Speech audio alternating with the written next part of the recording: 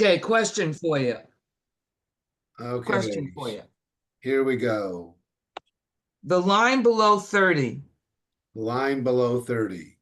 Okay, the last two words. Can you sort of say it with where the accent is and also, how you say it? Anochi e'eseh. So it Well, you have to get to the Anochi. to with a pause. So it's it's sort of swallow se.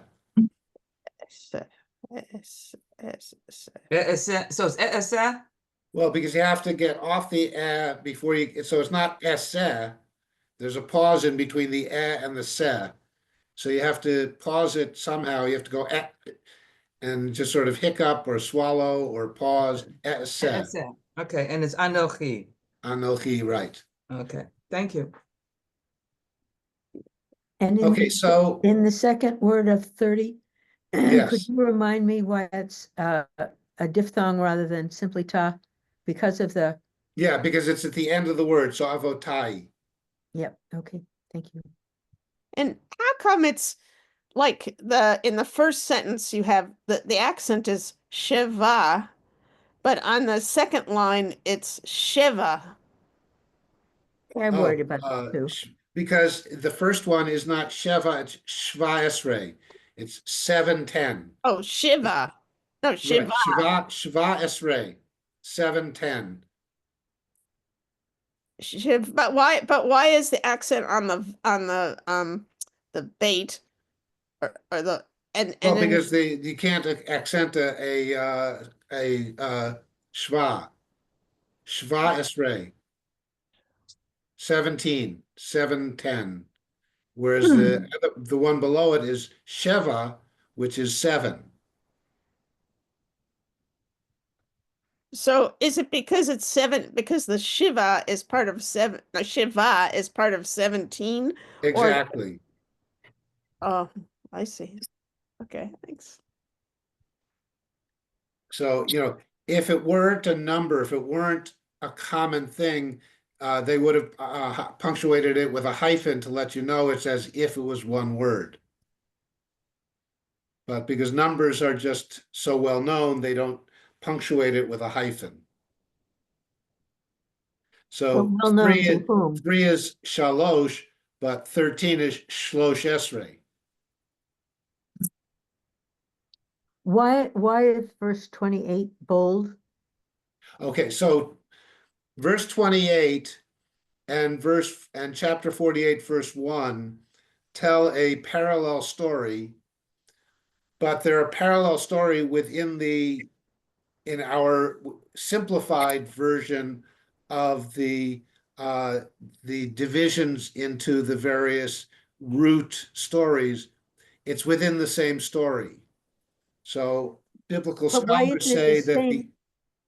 Why is it bold as opposed to because not bold? it's a different root story within the larger family of root stories. So for our purposes, we're calling all of this stuff E. However, some of the E-based stories were expanded later by the northern priestly community into an expanded story. So biblical scholars often divide the E into an E group and a P group. We're not going that deep into the technical aspects of form criticism. We're dividing it more into northern, southern, or coastal, inland, or Leah tribe versus Rachel tribe, or the Reubenite kind of, rather the Ephraim group versus the Judahite group. So we're dividing it a little bit more simply. But within biblical scholarship, there's a further subdivision of the E group into an E group and a P group. Could you remind us which is the coastal and which are the inland? So the E is the coastal, and the Y or J is the inland. The best way to remember that is with the first 2 chapters of Genesis. Mhm. where the first chapter of Genesis is an Elohim story, Breshit bara Elohim, and that's the coastal story of creation. The inland, or the Y, is 2, where chaos is not wind, water, and darkness, but unirrigated, barren desert land without people. And then that tracks all the way through. So, but also E is Ephraim, which is the northern kingdom, and Y is Yehuda, which is the southern kingdom. In addition to being, it works nicely that E is Elohim and Ephraim, and Y is Yud He Vav He and Yehuda. But within the E story,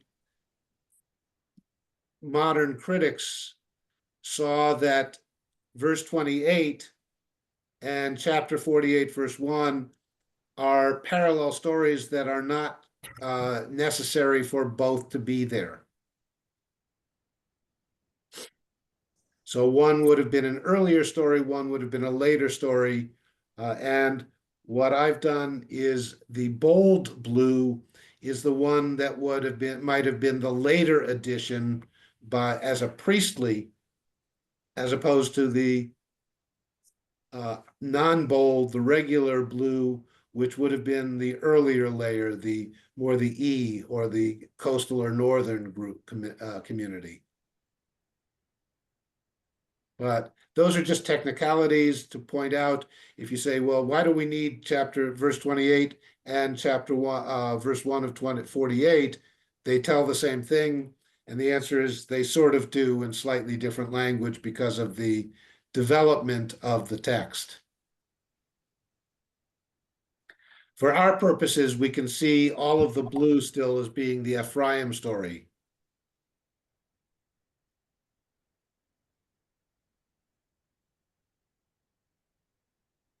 So jumping in. Vayechi Yaakov be'eretz Mitzrayim. So the last thing we saw in blue was Joseph brought his father and his brothers down and settled them in the land of Goshen, in Egypt, in the vicinity of Goshen, in the village of Goshen, in the city of Egypt. So they're settled in. Then we have that whole stuff about what Joseph did with the selling and the buying of the wheat and the people and the food and the silver and their animals and the feudal creation of the feudal system. That's all red. None of that is in the blue system. And none of that told us anything about what was happening in the Goshen area with his father and brothers. So the focus of red has been on Joseph in Egypt. The focus of blue now has only been on the brothers and fathers in Goshen. So they're in Goshen. That's the last thing we knew. They're settled. And the next thing we know, Vayechi Yaakov be'eretz Mitzrayim. So Jacob now lived in the land of Egypt. Shva esrei shana. He lives there for 17 years. So it's a 17-year dwelling or living in Egypt that Yaakov does after he comes down. Doesn't Vayehi mean and it was? Well, if this is, notice the first word of 28 is Vayechi. Yeah, it's different from the one just below it, Emily. Right. Vayechi comes from chai, life. Wait a minute. It's Vayechi versus Vayehi. Vayechi, chai, life. Vayehi, haya, the verb to be. Oh, I didn't see that. Yeah, it's the hey. Yeah, very, very, just that It's tiny more little fast. space. Instead of the hey, yeah. But is that the second person past by So it's the Yehi? it's the third person singular. Third person, okay. So it's and he lived. Well, Yechi again is he will live. Vayechi, and he lived. The reversing Vav. right? Right. So Yaakov lives in, has a 17-year life in Egypt in his life journey. Vayehi Yemei Yaakov, and it was Yemei Yaakov, the days of Yaakov, Shnei Chayav, and again, notice this one is the Chai, not the High. Shnei Chayav, the years of his life. So Shnei is the connected form of Shanim, years. So Shnei Chayav, the years of his life were Sheva Shanim, 7 years, Va'arba'a Uma'at Shana, and rather Va'arba'im Uma'at Shana, and 40 and 100 year. So he's 7 and 40 and 100. Can I ask you, why then wouldn't it say 7 and 10? The one above it, instead of, why wouldn't they just say 7 and 10? Because it's not 17. Shvat V'Esrei, but in the same thing, in English, we say teen. Okay, so it's We just don't the say word. somebody is 3 and 10. Unless, of course, you're down in Gettysburg, in which case you would say 80 years and 10. Instead of saying 90. Okay. So, poetically, there might be a poem where it said, I was 5 and 10 years old. How do Well, you, it's just interesting that they do it with the other ones, Well, because there's no there's no teen beyond the Right. teens. Yeah, I hear you. so if you're counting to 10, how would you say 10? The same way? Eser or Es- asar. Sorry. Remember, numbers are masculine and feminine. Asara, eser, asar. But if you're saying 1 teen, you'd say achad esrei, which is 1 teen. And then shnem esrei, 2 teen. Why would Shlosh you, esrei, 3 teen. why would you ever, Esrei, 17.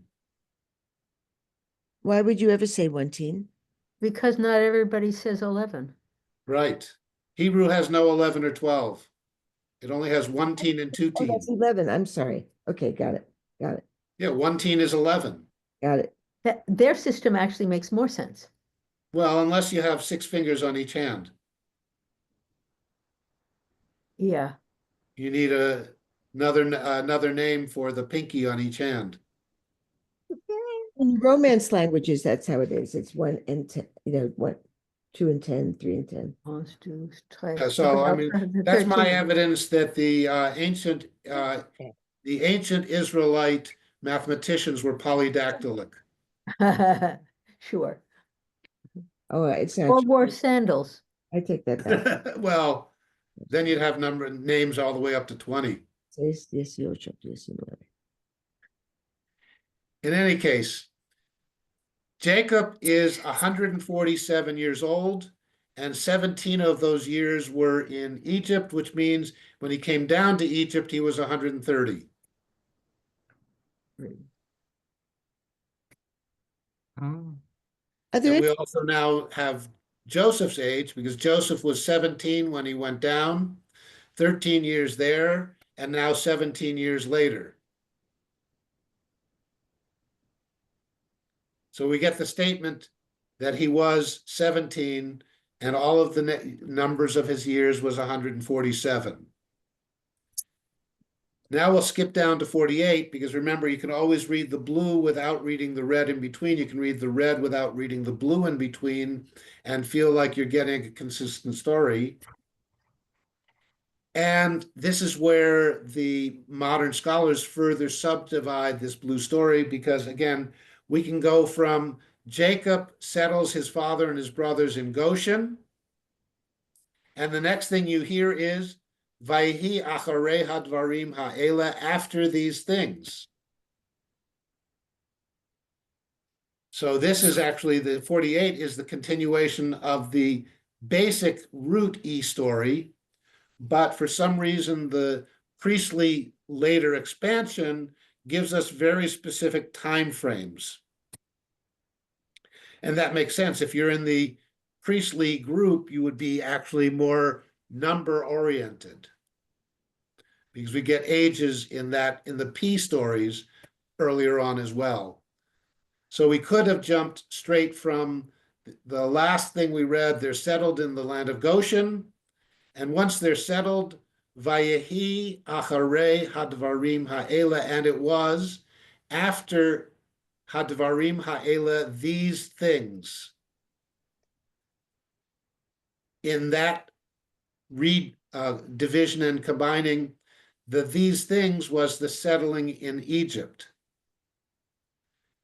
The way it now has been edited and redacted, these things are all of the Joseph stuff in the red story that Joseph did with all of the Egyptians and the buying and the selling of people and land. So a very different flow of the story, depending on whether you read it in its probable original or you read it in its later combined. Could you go back to the words? Yes, so we're going to come back to it also. Vayhi acharei hadvarim ha'ela, vayhi, and it was, acharei, after, hadvarim ha'ela, these things, dvarim, things, ela, these. We get that a lot in the Torah, and it's basically, and the next thing in our story is, the problem, of course, is which story are we referring to as the next thing, depending on whether we're reading the combined story or whether we put it back to its probable original. But now we'll take it as it actually flows. We have Jacob's age, and the next thing we know, verse 29, Vayikravu Yemei Yisrael Lamut. Vayikravu, karov is approach or come close. So Yemei Yisrael, the days of Israel, Yikravu are coming close, Lamut, to dying. So he's in an end stage life situation. They have him on the respirator, the monitors. He's now been officially determined to be terminal. They're ready to put him on hospice. What's lamut? To die, to be dead, to death. So the days of Israel now are approaching the death stage. He's getting close, Vayikravu in word order, and they came close. Yemei Yisrael tells us who the they is, the days of Israel, Lamut, to die or to be dead.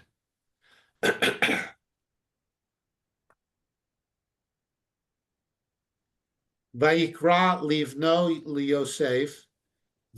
Remember now, here Joseph is off doing his business with the Egyptian, buying and selling them and their land and everything. So it's called out. It's told Vayikra livno liYosef.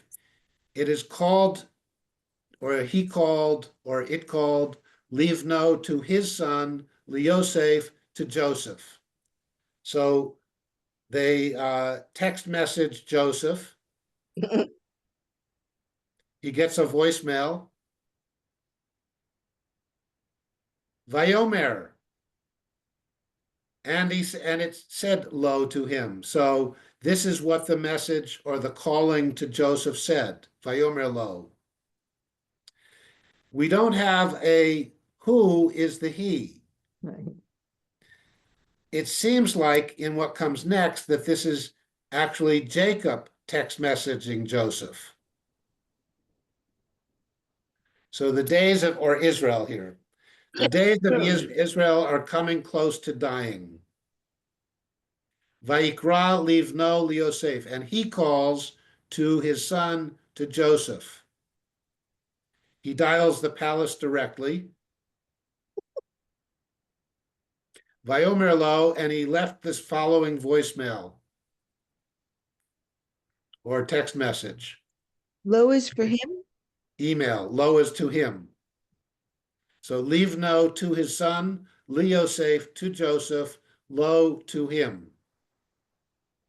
Again, excessive language could have just been Vayikra liosef or Vayikra livno. And Vayomer, he called to his son, or he called to Joseph, and he said, but he called to his son, to Joseph, and he said to him. We get expanded objects of to his son, to Joseph, to him.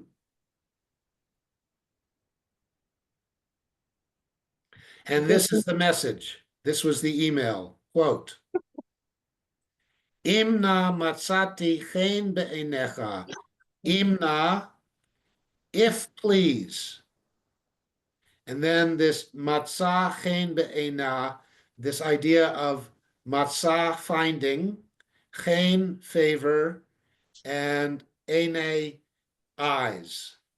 This is very common. Whenever anybody's asking a favor, you start by saying, if I have found favor in your eyes, if it pleases you, if I have pleased you. So, Imna, if please, matzati chen be'enecha, I have found favor in your eyes. Simna yadcha, all of a sudden, Joseph is there. Or the email says, I need you to come here and put your hand under my thigh. But simna, put please, yadcha, your hand, tachat, under, yurechi, my thigh. And we know from earlier Genesis texts, this was a very common form of offering an oath or giving an oath, or literally testifying, from the root for testify. Because if your hand is under the thigh, you can imagine where it must be pretty close to. My thigh is Yurechi. Yurechi. Yerech is a thigh. Yurechi, my thigh.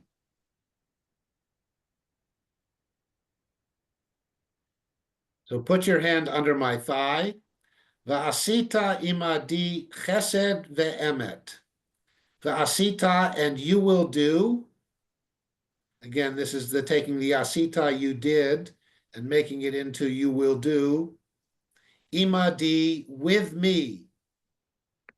Imadi becomes a formal form of imi. Im is with an ayin. Im with an aleph is if. Im with an ayin is with. Imadi is the formal language. As we will see later, anochi is the formal form of ani. Both are I. So you will do with me chesed ve'emet. You will do with me kindness and truth.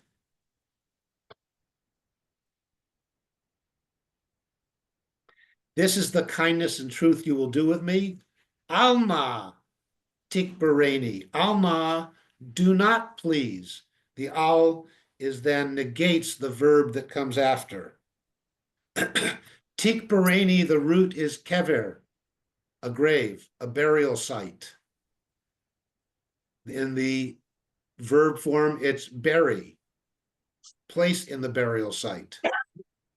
Alna tikbareni, do not please bury me. Tikbara, bury, tikbareni, bury me. Do not bury me in the lone prairie of Egypt. Lone Prairie is an editorial addition to make it work better with the song. Tikbareni b'Mitzrayim, bury me in Egypt. Please do not bury me in Egypt. The whole verse of 29. Vayikrevu Yemei Yisrael Lamut. Vayikra Livno Liosef Vayomer Lo Imna Matzati Chen Be'enecha Simna Yadcha Tachat Yirechi Va'asita Imadi Chesed Ve'emet Al Na Tikbareni B'Mitzrayim. Verse 30. V'shachavti im avotai. V'shachavti, again, shachav is lying down. V'shachavti, I will lie down. Im avotai, I will lie down with my fathers. This clearly has no sexual connotations, even though shachav in other places can.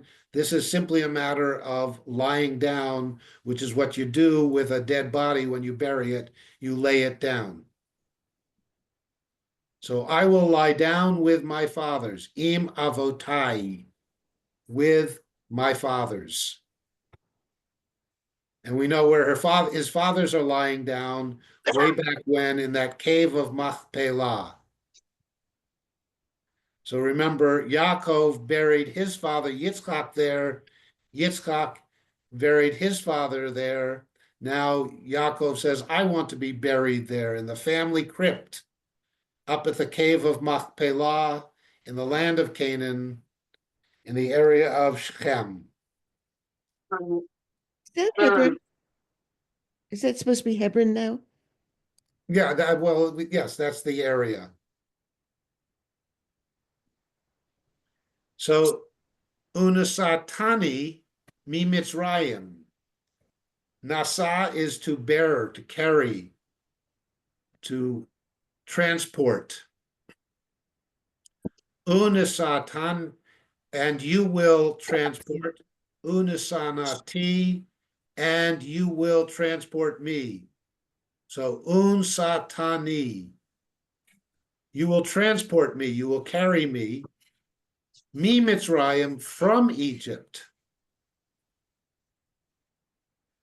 Ukvartani, and then that kever, that burial site, that burying grave word. Ukvartani, again, ukvarta, and you will bury.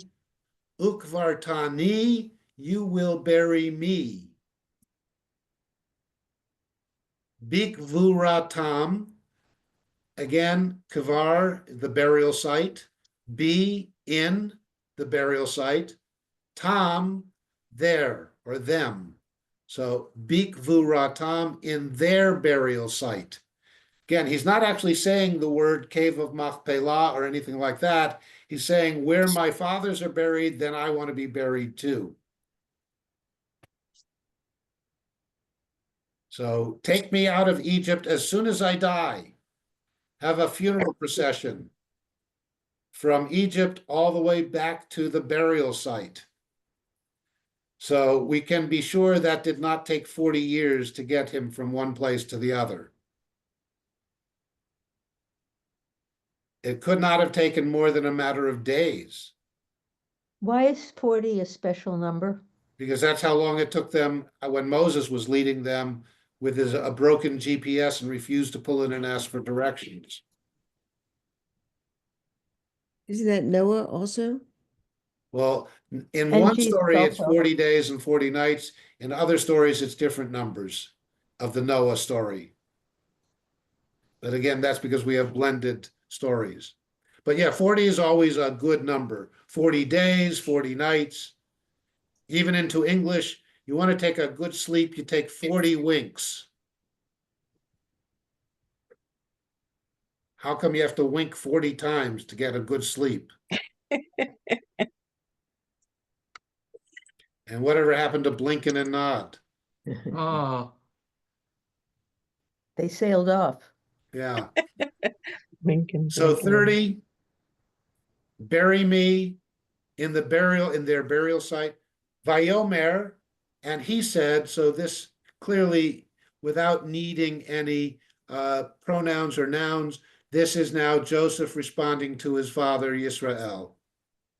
Vayomer, and he said, Anochi se kidvarecha. Anochi, I. And e'eseh, the future form of oseh, do, is the first person singular. E'eseh, I will do. So here it's I will do chidvarecha. Ke, as, davar, word or thing, cha, your. So I will do as your word. So I will fulfill your request. But literally, I will do as your word. And apparently, Israel doesn't really fully trust his son Yosef. Because in 31, he says, Vayomer, now we're back to Yisrael to Yosef, Hishav Ali, swear to me. Shavah is both the word seven, but also the word for oath. Hishava is the causative, cause there to be an oath, li, to me. Swear it to me. Don't just say, okay, Dad, I'll do it. You have to swear that you'll do it. And remember, this whole time his hand is under his father's thigh. Vayishava lo, and he swore to him. So Joseph swears back. He says, yes, I will take the oath.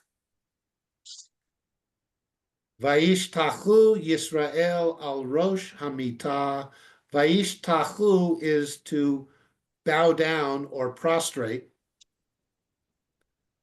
Yisrael, he's the one who's bowing down or laying himself flat on the ground, but he's actually not laying himself flat on the ground. He's doing it al Rosh Hamita, on the head of the bed. So, satisfied, he stretches out on his bed, and whatever happens, because we don't have a red story yet following this. Now we have a new chapter with, as if it were the following to the story of this oath between Yisrael and his son Yosef, of burying him up in the land of his fathers, not in Egypt. Therefore, it would seem Vayhi acharei hadvarim ha'ela, and it was after these things that this follows this whole oath between Jacob and his father, Jacob and his son. But if we again read it in its original, it's simply back now in Goshen. They're settled. Vayomer liYosef, and he said to Joseph, and here we don't know who a he is. Now it's an unknown statement.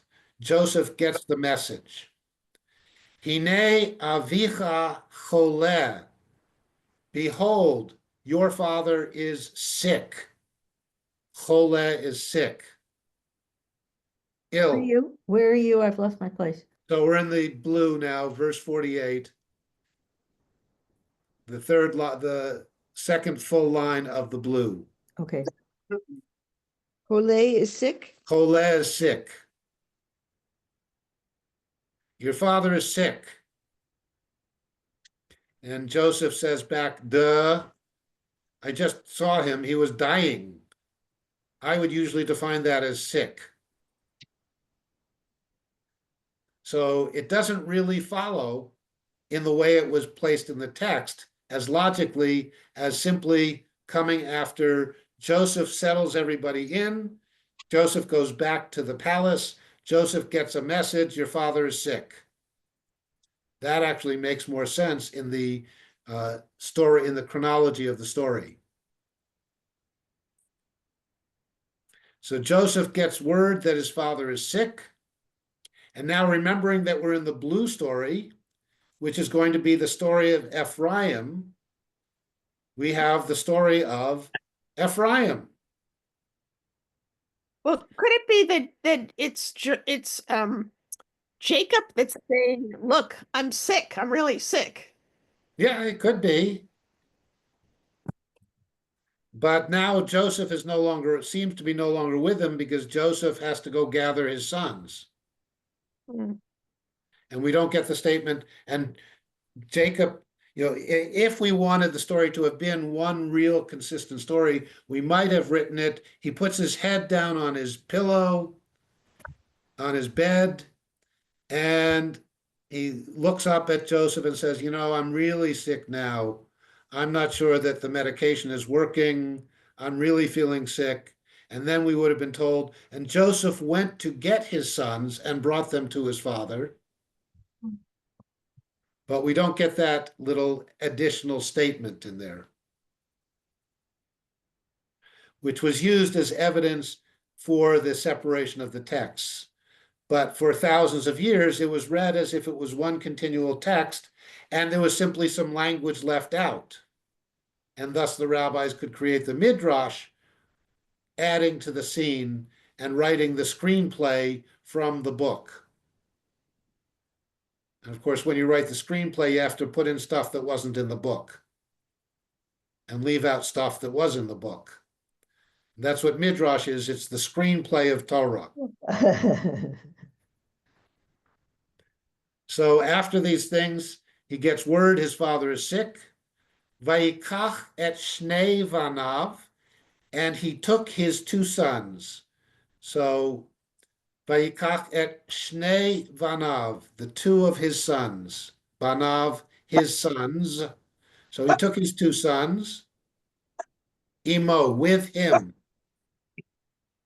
And the two sons he took were et Menashe, et Ephraim. He took his two sons, Menashe, who is the older one, and Ephraim, who is the younger one.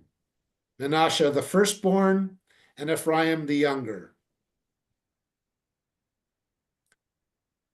Vayaged liYaakov, Vayomer, and so now he recounts, he tells to Yaakov, and he says to him, Hine bincha Yosef. So this is not Joseph.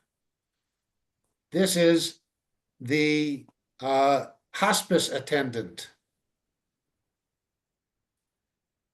Vayaged liYaakov, Vayomer, Hine bincha Yosef ba.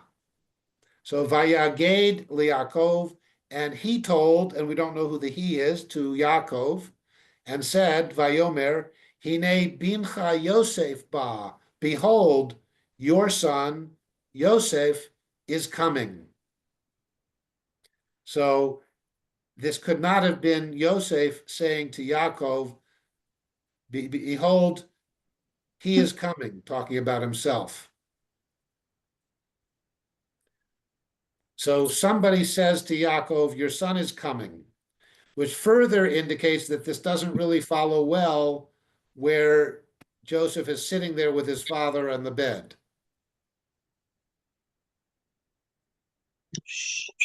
So Joseph gathers up his two sons, Menashe and Ephraim, and the word gets to Yaakov. Somebody tells Yaakov, behold, hine bincha Yosef ba elecha.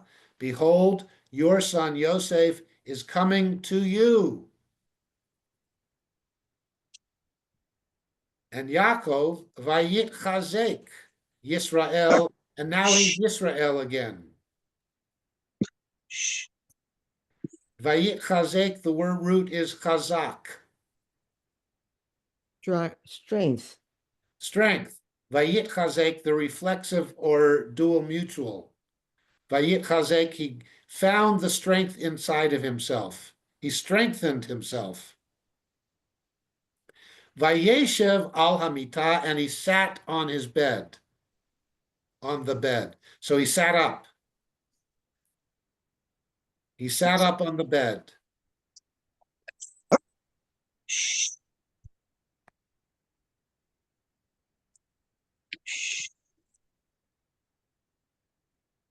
What's going to come next? What's the word when Ishmael is playing with Oh, that's mitzachek. That's not shachav. It's not lying down. That's mitzachek, which is by the rabbi seen as a combination of the word misachek, play, and litzchok, to laugh. So they see mitzachek as teasing or taunting, or perhaps fondling, because later Abraham is going, and Isaac will get caught with their sister, mitzachek, with their sister, supposed sister. So it wasn't just siblings taunting and teasing, but it was married life taunting and teasing, which ideally one doesn't do with one's sister. Before this, did we know anything about Joseph's family? That he got married, that he Oh, had yes. died from- Remember Joseph, when he is elevated to his position, he's given the wife of Asnat bat Patifera. I missed that. He's given as his wife Asnat, the daughter of Potiphera.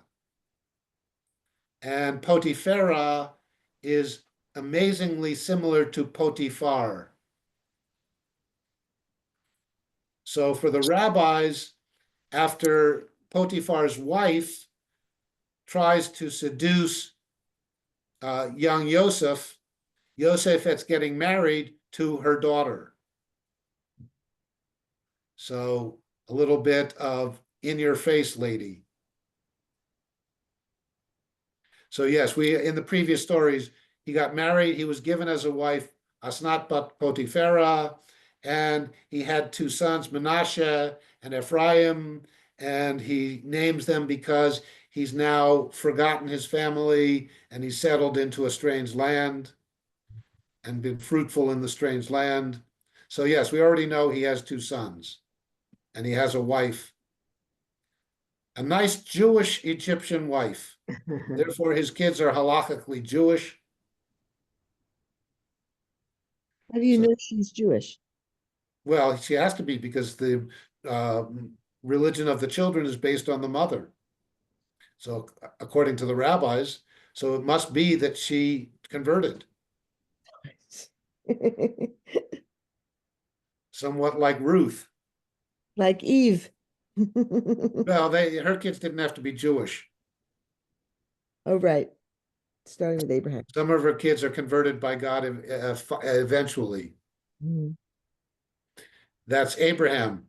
God says, okay, Abraham, time to circumcise you at 99 and send you off to the mikveh.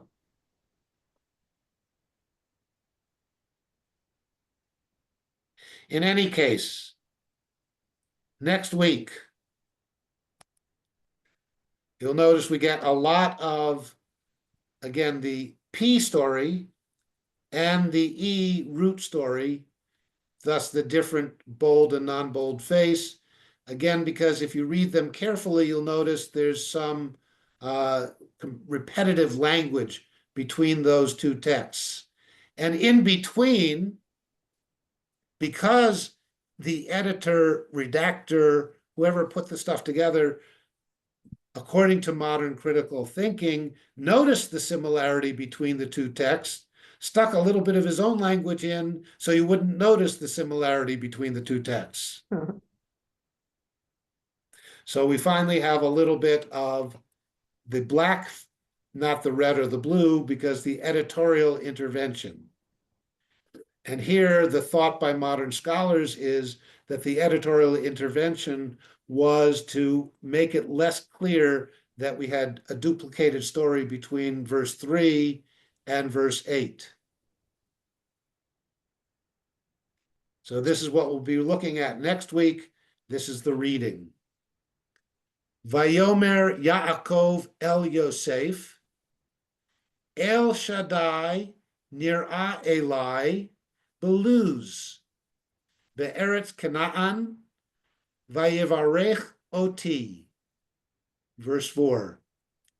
Vayomer Elai, hineni mafrecha, v'hirbiticha, unataticha, likhal amim v'natati et haaretz hazot l'zar'acha acharecha achuzat olam. 5. Ve'ata shnei vanecha hanoladim lecha be'eretz Mitzrayim ad bo'i elecha Mitzrayma lihem Ephraim u'Menashe Kiruvain v'Shimon yehi li. 6. Umoladetcha asher holadeta acharehem lecha yihiyu. Al shem achehem yikaru benachalatam. Editorial. Va'ani bevoi mipadam meta alai Rachel be'eretz Canaan baderech ba'od kivrat eretz lavo Ephrata ve'ek bereha sham bederech Ephrat hi beit lachem. 8. Vayar Yisrael et bnei Yosef vayomer mi ele. 9. Vayomer Yosef el Aviv Banai Hem Asher Natan li Elohim Bazeh Vayomer Kachem na Elai Va'avarachem. And you'll notice up in the dark blue, the bold blue, it was Yaakov is saying, Ephraim, Manasseh, your sons, all about your sons. And then all of a sudden, after that, it says, and Yisrael said, who are these boys? Which doesn't make sense following verse 6. So in order for us not to notice that it didn't make sense, the editor-redactor said, Yaakov Yisrael's mind wandered off and remembered when his wife Rachel died, and he had a little bit of a dementia moment. And when he came back out of it, he looked around and said, who are these two boys? For a 147-year-old man, I think it's quite normal. They didn't need that editorial. Well, Rabbi- apparently the editor felt that they did. You said something. You needed some sort of little dementia moment in the story so that you could somehow you had to say, and his mind wandered and he forgot who he was talking to and he lost track of what was going on. Rather than say that, the editor gave us a little bit of mind wandering. Rabbi, you said something in two different ways, and I just want to make sure. No, don't go down. Near 6. Is it Yehiyu? You said Yehi, and then you said Yehiyu. The fourth, where it's number 6. Lecha Yehiyu al Shem Achehem. Okay, and it's Yehiyu both times, right? Both times it's Yehiyu. Okay, thank you. Yeah, they will be to me, and Yehiyu, they will be to you. Okay, because it's a small dot. I just want to make sure. Yeah, Yehiyu. Okay, thank you. Yeah, again, you have to get from the H to the Y. No, I just thought you said Yehi before instead of Yehiyu. I might have, but Yehiyu. Okay. Thank you. All right, so we continue to delve into the end of the days of Yaakov Yisrael and the transition to Yosef as a Yosef story as part of the sons of Yaakov and the Yosef story expanding it to the Ephraim Menashe, and that would be the Ephraim part of the story. What you make the distinction of these various authors, and that's now commonly known. In antiquity, did they know they were different stories? So that becomes a more difficult question for the modern scholar. Certainly, The modern scholar says that the editor-redactor knew they were different stories because he had two different scrolls in front of him. He then created a story that was as if it was one continuous people of Israel, Bnei Yisrael story. When did they, who knew and when did they know? There are some indications that some of the rabbinic scholars, commentators, especially Ibn Ezra, had a sense that there was something amiss with this one continuous story, and would sometimes make comments that seemed to indicate that he suspected there were multiple stories within the text. But nobody said it blatantly until the modern biblical criticism of a couple of hundred years ago. I thought some of it, at least with Isaiah, that the ancients knew they were different writers. And then intermediate modern people said, no, of course, if it's all by one person, how could it be by separate? And then they checked it on a computer and, the ancients were dead right, which was Yes, not a well, surprise. again, we're dealing with the prophetic period knew they were different stories because they had separate scrolls. So Isaiah had, or the Three scrolls. Isaiah peoples of that time, or however many Isaiahs there were, some of them might have had one scroll, some of them might have had another scroll. And then it's only when the whole thing is put together as one continuous document that they make it look as if. So by the time we get to the rabbinic period, I mean, we can call the rabbis the moderns, if we want to call the prophets the ancients.